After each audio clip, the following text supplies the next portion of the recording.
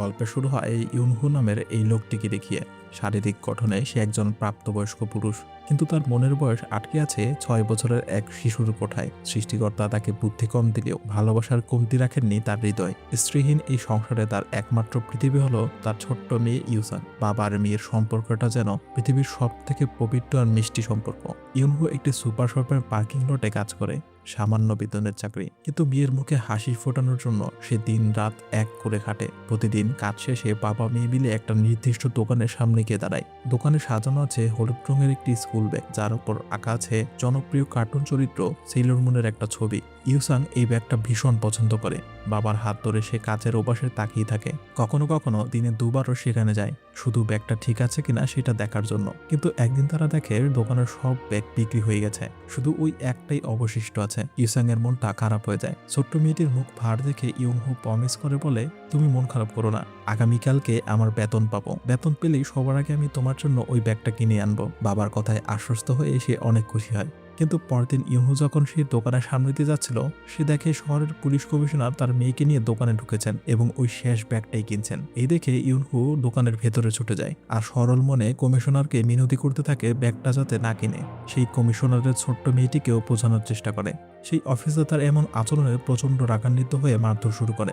শেষমেশ ব্যাগটা কিনেই কমিশনার দোকান থেকে বেরিয়ে যায়। ইউনহু সেদিন খালি হাতে বাড়ি ফেরে। রাতের বেলা ইউসাং তার বাবাকে বলে, ওই ব্যাগটা এখন না হলে চলতো, শুধু শুধু তোমাকে মার খেতে হলো। মানে বুঝতে পারছেন, এতটুকু বয়সে মেয়েটির পরিস্থিতির গভীরতা বুঝে ফেলেছে। তো পরদিন ইউনহু নিত্যদিনের মতো তার কর্মস্থলে চলে আসে। এমন সময় কমিশনারের সেই ছোট্ট মেয়েটি ইউনহুকে এসে বলে, আঙ্কেল আপনি মন খারাপ করবেন না, আরেকটা দোকানে সেলুর মুন ব্যাগটা বিক্রি হচ্ছে, আমি সেই ঠিকানাটা জানি। এরপর সে ওই দোকানটাতে ইউনহুকে নিয়ে যেতে শুরু করে। যেহেতু আজকে সে বেতন পেয়েছিল, তাই সে আর বেশি দেরি করতে চায় না। মেয়েটি একটা নির্জন রাস্তা দিয়ে শর্টকাটে ওই মার্কেটের দিকে নিয়ে যাচ্ছিল। সময়টা তখন ছিল শীতকাল, অর্থাৎ রাস্তাঘাট বরফে পিচ্ছিল হয়ে আছে। হঠাৎ দেখা যায় এক গলির মধ্যে জিয়ং নামের সেই মেয়েটি অজ্ঞান হয়ে পড়ে আছে, আর তার পাশেই একদম হতবাক হয়ে দাঁড়িয়ে আছে ইউনহু। সে বুঝতে পারছিল না কি হয়েছে। সে তার স্বভাবস্বরূপ সরলতায় মেয়েটিকে বাঁচানোর চেষ্টা করে। অফিসের হেলথ সেমিনারে শিখেছিল কেউ অজ্ঞান হয়ে গেলে তাকে কিভাবে বাঁচাতে হয়। সেভাবেই মেয়েটির বুকের ওপর চাপ দিতে থাকে এবং মুখে মুখ লাগিয়ে কৃত্রিম শ্বাস প্রশ্বাস দেওয়ার চেষ্টা করে।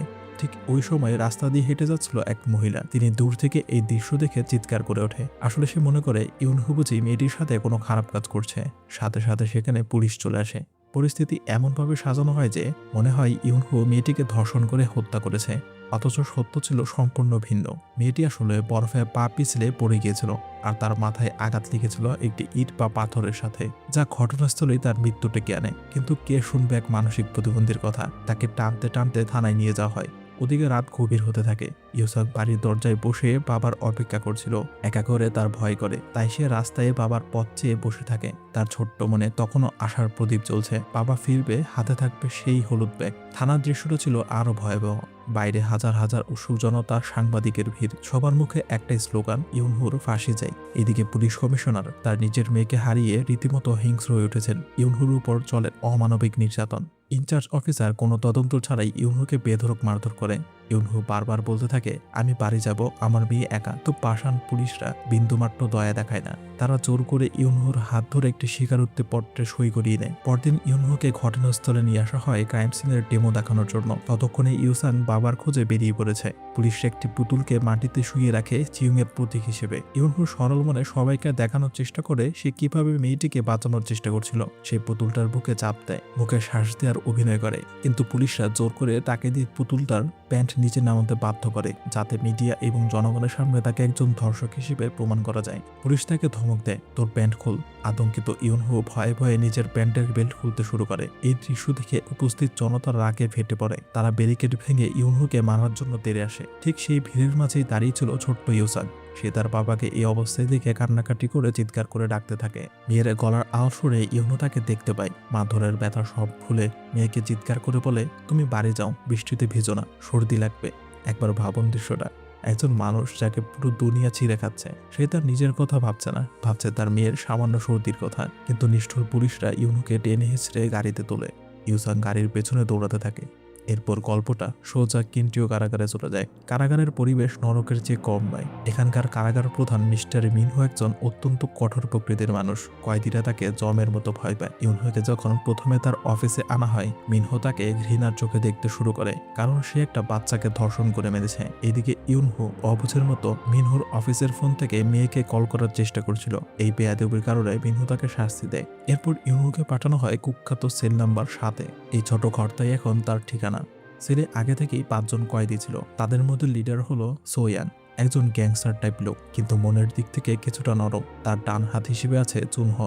এছাড়াও আছে একজন বয়স্ক কয়েদি, তার নাম হচ্ছে সিও। তাছাড়া শিন ও ম্যান নামের আরো 2 জন। এরা প্রত্যেকেই কোনো না কোনো অপরাধে এখানে এসেছে, কিন্তু ইউনহুর অপরাধের কথা শুনে তারা শিউরে ওঠে। সোয়াং চুনহোকে দিয়ে ইউনহুর কেস ফাইলটা পড়ায়। যখন তারা শোনে যে ইউনহু একটা বাচ্চাকে রেপ এবং মার্ডার করেছে, তাদের ঘৃণার সীমা থাকে না। চোর টাকাট হলেও তাদের একটা নীতি আছে। সবাই মিলে ইউনহুর উপর ঝাঁপিয়ে পড়ে, তাকে লাথি ঘুষি মেরে আধমরা করে ফেলে। ইউনহু শুধু ফ্যাল করে তাকিয়ে থাকে। সে বুঝতেই পারে না কেন তাকে মানা হচ্ছে। মারধরের এক পর্যায়ে সোয়াং ফাইলের শেষ লাইনটা পড়ে। সেখানে লেখা ছিল ইউনহুর ফাঁসির রায় খুব শীঘ্রই হতে পারে। মৃত্যুর দ্বার গলায় দাঁড়ানো একটা মানুষকে আর কত মানবে। এইভাবে সোয়াং থামে।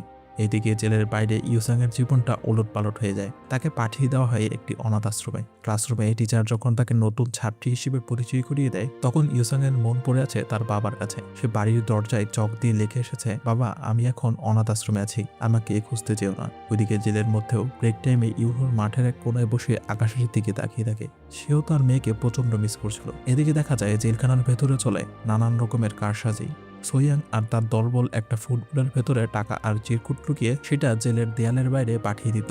বাইরে থেকে তাদের লোক আরেকটা ফুটবল ভেতরে ছুড়ে মারত, যার ভেতরে থাকতো সিগারেট, লাইটার, এরকম নিষিদ্ধ জিনিস। মানে ভেতরে বসেই সব পেয়ে যেত তারা। তখন দেখা যায় মাঠের অন্য প্রান্তে আছে আরেক সেলের লিডার। সে হচ্ছে দুর্ধর্ষ অপরাধী, তার নাম পাবাকি। সে সোয়াং এর রাজত্ব সহ্য করতে পারছিল না। সেও চায় জেলের স্মাগলিং ব্যবসার নিয়ন্ত্রণ নিতে, কিন্তু সোয়াং তার পথে বাধা। একদিন সুযোগ বুঝে পাপাকে একটা ধারালো টুথব্রাশ দিয়ে সোয়াং এর উপর হামলা করতে আসে। সোয়াং তখন অসতর্ক ছিল। ঠিক সেই মুহূর্তে ইউনহু ঘটনাটা দেখে ফেলে। নিজের জীবনের তোয়াক্কা না করে সে দৌড়ে এসে সোয়াং এর সামনে ঝাঁপিয়ে পড়ে। পাপাকির ধারালো অস্ত্রটার সোয়াং এর বোতলে ইউনহু শরীরে আঘাত করে। সোয়াং প্রাণে বেঁচে যায়, আর ইউনহু রক্তাক্ত অবস্থায় মাটিতে লুটিয়ে পড়ে। এই একটা ঘটনা সিল নাম্বার 7-এর পুরো সমীকরণ বদলে দেয়। সোয়াং একজন গ্যাং লিডার। সে কখনো কারো ঋণ রাখে না। ছেলে ফিরে ইউনহুকে বলে, তুমি আমার জীবন বাঁচিয়েছ, এর প্রতিদান আমি দেবই, বলো তুমি কি চাও। ইউনহুর মুখে শুধু একটাই শব্দ, ইউসান, আমার মেয়ে, আমি ওকে দেখতে চাই। এটা তো অসম্ভব, কিন্তু সে তো কথা দিয়েছে। তো এর কিছুদিন পরেই তারা খবর পায় জেলখানে একটা চ্যারিটি অনুষ্ঠান হওয়ার কথা। সেখানে অনাথ আশ্রমের বাচ্চারা গান গাইতে আসবে, আর সেই বাচ্চাদের সাথেই আসবে ইউসান। সোয়াং এটাকে সুবর্ণ সুযোগ হিসেবে দেখে। তো অনুষ্ঠানের দিন জেলখানার অডিটোরিয়ামে গান হচ্ছিল। জেলার মিনহো একটু অন্যমনস্ক হতেই চুনহো তার অপারেশন শুরু করে দেয়। সেই রুটি সরবরাহ করার একটা বড় ট্রলিতে ইউসাংকে লুকিয়ে ফেলে। চারিদিকে পুলিশ আর পুলিশ। একটা ভুল হলেই ধরা পড়তে হবে। বুকের ধরফড়ানি নিয়ে চুনহো কোনো মতে ট্রলিটা ঠেলে সেল নাম্বার 7-এর দিকে নিয়ে যায়। মাঝপথে গার্ডরা কয়েকবার তাদেরকে থামায়, কিন্তু চুনহুর উপস্থিত বুদ্ধিতে তারা বেঁচে যায়। অবশেষে ইউসাংকে সেলে নিয়ে আসা হয়। বাক্সটা খুলতেই বেরিয়ে আসে ফুটফুটে ইউসাং। ইউনহু তার মেয়েকে দেখে বিশ্বাসই করতে পারে না। বাবা আর মেয়ের সেই মিলন দৃশ্য দেখে তাদের পাথরের মতো শক্ত মন নরম হয়ে যায়। দুজনে একে অপরকে জড়িয়ে ধরে কান্নায় ভেঙে পড়ে। ইউসান বাবাকে জিজ্ঞেস করে, তুমি কোথায় ছিলে বাবা? আমি তোমাকে কত খুঁজেছি। ইউনহু কোনো উত্তর দিতে পারে না, শুধু মেয়েকে বুকে চেপে ধরে রাখে। কিন্তু সমস্যার পাতে অন্য জায়গায়। শিন নামের কয়েদিটা খুব ভীতু। সে ভয়ে কাঁপতে থাকে। গার্ডটা যদি জানতে পারে ছেলে একটা মেয়ে আছে, তাহলে সবার খবর আছে। সে গার্ডকে ডাকার জন্য দরজার দিকে এগোয়। তখন ইউসাং ছুটে গিয়ে শিনের হাত ধরে। তার ছোট ছোট হাত দিয়ে শিনকে অনুরোধ করে, আঙ্কেল প্লিজ কাউকে বলবেন না, আমি বাবার সাথে একটু থাকি। বাচ্চা মেয়েটির এই আকুতি শিনের মন গলিয়ে দেয়। সেই গার্ডকে কিছু না বলে চুপ করে যায়। জেলের এই ছোট্ট কুঠুরিতে 6 জন দাগি আসামি আর একটা ছোট্ট মেয়ে। সোয়াংরা সিদ্ধান্ত নেয় অনুষ্ঠান শেষ হওয়ার আগেই ইউসাংকে ফেরত পাঠাতে হবে, কিন্তু ইউসাং কিছুতেই যেতে চায় না। সে বাবাকে আঁকড়ে ধরে বলে, আমি যাব না, আমি এখানেই থাকবো। ইউনহু নিজে মেয়েকে ছাড়তে চায় না। সোয়াং তখন তাদেরকে বোঝায়, ইউসাং এর স্কুল আছে, পড়াশোনা আছে, ওকে যেতে হবে। পরের বার ওকে এখানে আবারও আনার ব্যবস্থা করব। অনেক বুঝিয়ে শুনিয়ে ইউসাংকে রাজি করানো হয়। চুনহো আবার সেই ট্রলিতে করে ইউসাংকে নিয়ে স্টেজের দিকে যায়, কিন্তু তারা পৌঁছাতে দেরি করে ফেলে। অনাথ আশ্রমের বাসটি ঠিক 2 মিনিট আগেই গেট দিয়ে বের হয়ে গিয়েছে। এর মানে মেয়েটিকে এখন জেলের ভেতরেই লুকিয়ে রাখতে হবে, তাও আবার জেলের কঠোর পাহারার মধ্যে। সবাই খুব চিন্তিত। কিন্তু তারা দুজন তো খুশিতে আত্মহারা। তারা একে অপরকে খাইয়ে দেয়, গল্প করে। তো এর মধ্যে জুনহো খবর নিয়ে আসে 2 দিন পর আবার একটা অনুষ্ঠান আছে, ততদিন পর্যন্ত ইউসাংকে এখানে রাখতে হবে। রাতের বেলা ইউসাং তার বাবার পাশেই গুটিসুটি হয়ে শুয়ে পড়ে। জেলের শক্ত মেঝেতে বাবার হাতটাই তার কাছে সবচেয়ে নরম বালিশ। তারা ফিস করে গল্প করে, যেমনটা বাড়িতে করতো। হঠাৎ গার্ডের পায়ের শব্দ শোনা যায়। ইউসাং দ্রুত দরজার নিচের ব্লাইন্ড স্পটে বসে পড়ে। জুনহো জানালার সামনে গিয়ে অদ্ভুত ভঙ্গি করে গার্ডকে কনফিউজ করার চেষ্টা করে। গার্ড ভাবে তারা পাগল হয়ে গেছে, তাই চলে যায়। 2 দিন পর আবার সুযোগ আসে। সোয়াংরা প্ল্যান করে ইউসাংকে বের করে দেবে। তারা আবার সেই রুটির ট্রলি ব্যবহার করে, কিন্তু এবার তাদের ভাগ্য সহায় ছিল না। তারা যখন ট্রলি নিয়ে বের হতে যাবে তখন দেখে অনুষ্ঠান বাতিল হয়ে গিয়েছে। তার বদলে সেখানে কিছু ধর্মীয় গুরু এসেছেন প্রার্থনা করতে, অর্থাৎ ইউসানকে বের করার কোনো উপায় নেই। এদিকে জেলার মিনহুর হাতে সেই প্রথম অনুষ্ঠানের কিছু ছবি আসে। অনাথ আশ্রমের সব বাচ্চা বাসে উঠছে, কিন্তু একটা মেয়েকে দেখা যাচ্ছে না। তার মানে মেয়েটি জেলের ভেতরেই কোথাও আছে। সে সাথে ইমার্জেন্সি সাইরেন বাজিয়ে দেয়। সেল নাম্বার 7 তখন আতঙ্কের ঝড়। শিন রেগে গিয়ে বলে, আমি আগেই বলেছিলাম, এখন আমরা সবাই মরব। ঠিক তখনই গার্ডরা দরজায় আসে চেক করতে। ইউসাং আবারও লুকানোর চেষ্টা করে, কিন্তু এবার আর শেষ রক্ষা হয় না। একজন গার্ড তাকে দেখে ফেলে। এরপর মিনহো রাগে ইউসাংকে দ্রুত অনাথ আশ্রমে ফেরত পাঠানোর ব্যবস্থা করে। বাইরে তখন মুষলধারে বৃষ্টি হচ্ছিল। ইউনহো তার পা জড়িয়ে ধরে বলতে থাকে, আমার মেয়ে বৃষ্টিতে ভিজলে অসুস্থ হয়ে যাবে, কিন্তু তার কানে কোনো কথাই ঢোকে না। ওইদিকে শাস্তি হিসেবে সোয়াং এবং বাকিদের কাল কুঠুরিতে পাঠানো হয়। ঠিক তখনই জেলের অন্য প্রান্তে পাপাকি ঝামেলা শুরু করে দেয়। সে নিজের ছেলে আগুন ধরিয়ে দিয়েছিল। দাউ দাউ করে আগুন জ্বলতে থাকে। ধোঁয়ায় আচ্ছন্ন হয়ে যায় পুরো করিডোর। মিনহো ছুটে আসে আগুন নেভাতে, কিন্তু বাবাকি তাকে ধরে ফেলে এবং ধস্তাধস্তির এক পর্যায়ে মিনহো জ্ঞান হারিয়ে আগুনের মধ্যে পড়ে যায়। দেখা যায় সব কয়েদিকে নিরাপদ স্থানে সরিয়ে নেওয়া হচ্ছিল। ইউনহো তার কালকুঠুরি থেকে ধোয়ার কারণে শ্বাস নিতে পারছিল না, কিন্তু কোনো মতে সে বেরিয়ে আসে। পালিয়ে যাওয়ার সময় দেখে আগুনের লেলিহান শিখার মাঝে জেলার মিনহো অজ্ঞান হয়ে পড়ে আছে। সবাই পালিয়ে গেলেও ইউনহো নিজের জীবনের ঝুঁকি নিয়ে আগুনের মধ্যে ঝাঁপ দেয় এবং মিনহোকে বাইরে নিয়ে আসে। এরপর আমাদের জেলের হসপিটালের দৃশ্য দেখানো হয়। মিনহো জ্ঞান ফিরে দেখে সে বেঁচে আছে। ডাক্তার তাকে জানায়, ওই মানসিক রোগী ইউনহো আপনাকে আগুন থেকে বের করে না আনলে আপনি বাঁচতেন না। আপনাকে বাঁচাতে গিয়ে তার নিজের পিঠ পুড়ে গিয়েছে। এই শুনে মিনহো বাকরুদ্ধ হয়ে যায়। যে লোকটাকে তিনি পশুর মতো ঘৃণা করত, সেই লোকটাই তার জীবন বাঁচিয়েছে। তার মনে তখন প্রশ্ন জাগে, এমন একটা মানুষ কি সত্যি খুনি হতে পারে? তো এর কিছুদিন পর অনাথ আশ্রমের টিচার ইউসাংকে নিয়ে জেলে আসে। আসলে সে তার অভিভাবকের সাথে দেখা করতে যায়, কিন্তু টিচার জানতেন না ইউসাংয়ের বাবা জেলের কয়েদি। ভিজিটিং রুমে বাবা মেয়ের দেখা হয়। টিচার ইউনুকে বলে, আপনার মেয়ের গানের গলা অসাধারণ, আমি ওকে মিউজিক ক্লাসে ভর্তি করতে চাই। ইউনহু আনন্দে মাথা নেড়ে সম্মতি দেয়। এরপর কাচের দেয়ালের এপার ওপার থেকে তারা কথা বলে। বিদায়বেলায় ইউসাং কান্নায় ভেঙে পড়ে। তখন গার্ডটা জোর করে ইউনুকে নিয়ে যায়। এদিকে ইউসাং বাবার শোকে খাওয়া দাওয়া বন্ধ করে দিয়েছিল। সে অসুস্থ হয়ে হাসপাতালে ভর্তি হয়। মিনহো গোপনে তাকে দেখতে যায়। তখন ইউসাং তার হাত ধরে বলে, আঙ্কেল আমাকে প্লিজ অ্যারেস্ট করুন, আমি বাবার কাছে থাকতে চাই। এই ছোট্ট মেয়েটির ভালোবাসা মিনহোর পাথর হৃদয়কে গলিয়ে দেয়। তিনি সিদ্ধান্ত নেয় পুরো ঘটনার পেছনে সত্য কি সেটা খুঁজে বের করবে এবং ইউসাংকে একটা গিফট বক্সে ভরে সোজা সেল নাম্বার 7 পাঠিয়ে দেয়। সেলের সবাই ভাবে খাবারের বাক্স এসেছে। খুলতেই দেখে ইউসাং। ইউনহুর আনন্দের সীমা থাকে না। আসলে মিনহো অলিখিত অনুমতি দিয়ে দিয়েছে। এখন থেকে ইউসাং জেলের ভেতরেই বাবার কাছে থাকবে। এখান থেকে স্কুলে যাবে। সেল নাম্বার 7 হয়ে ওঠে এক টুকরো স্বর্গ। জেলের ভেতরের জীবনটা বদলে যায়। ইউসাং তার বইপত্র নিয়ে আসে। সে সোয়াংকে অক্ষর জ্ঞান শেখায়। যে গুণটা কলম ধরতে জানতো না, সে এখন ভাঙা হাতে লিখতে শুরু করেছে। ওইদিকে শিন তার প্রেগনেন্ট স্ত্রীর জন্য রেশনে ছিল। ইউসাং তার এক বন্ধুর কাছ থেকে মোবাইল ফোন ধার করে নিয়ে আসে। শিন ওই ফোনে তার স্ত্রীর সাথে কথা বলে জানতে পারে তার একটি মেয়ে হয়েছে। খুশিতে শিন ইউসাংকে জড়িয়ে ধরে কাঁদে। সেল নাম্বার 7 এখন শুধু কয়েদখানা নয়, এটা একটা পরিবার। কিন্তু সুখের দিন বেশিক্ষণ স্থায়ী হয় না। ইউনহুর চূড়ান্ত রায়ের দিন ধার্য করা হয়। সোয়াং এবং মিনহো এতদিনে বুঝতে পেরে গিয়েছিল ইউনহো নির্দোষ। তারা নিজেরাই তদন্ত শুরু করে। জেলে বসে তারা সেই ঘটনাটা নিয়ে আলোচনা করতে থাকে। ইউনহো বর্ণনা করে সেদিন কি ঘটেছিল। তারা বুঝতে পারে জিউন বরফে স্লিপ করে পড়ে গিয়েছিল এবং ইটের আঘাতে মারা গিয়েছে। আর ইউনহো তার প্যান্ট খুলেছিল কেবল সিপিআর দেওয়ার জন্য, কোনো খারাপ উদ্দেশ্য নয়। দিনের আলোর মধ্যে এবার সবকিছু পরিষ্কার হয়ে যায়। মিনহো পুলিশ কমিশনারের কাছে যায়। সে কেসটা রিওপেন করার জন্য অনুরোধ করে, কিন্তু কমিশনার ক্ষমতার দম্ভে অন্ধ। তিনি তার মেয়ের মৃত্যুর বদলা নিতে যায়। মানে ইউনহুকে ফাঁসিতে ঝোলানো ছাড়া সে আর কিছু ভাবছে না। তো এরপর কোনো উপায় না দেখে সোয়াংরা একটা পরিকল্পনা করে। তারা একটা স্ক্রিপ্ট লিখে দেয় ইউনহুকে। আদালতে বিচারকের সামনে ইউনহু কি বলবে, কিভাবে নিজেকে নির্দোষ প্রমাণ করবে, তা তাকে মুখস্থ করানো হয়। ইউনহু তোতা পাখির মতো সবকিছু মুখস্থ করে ফেলে।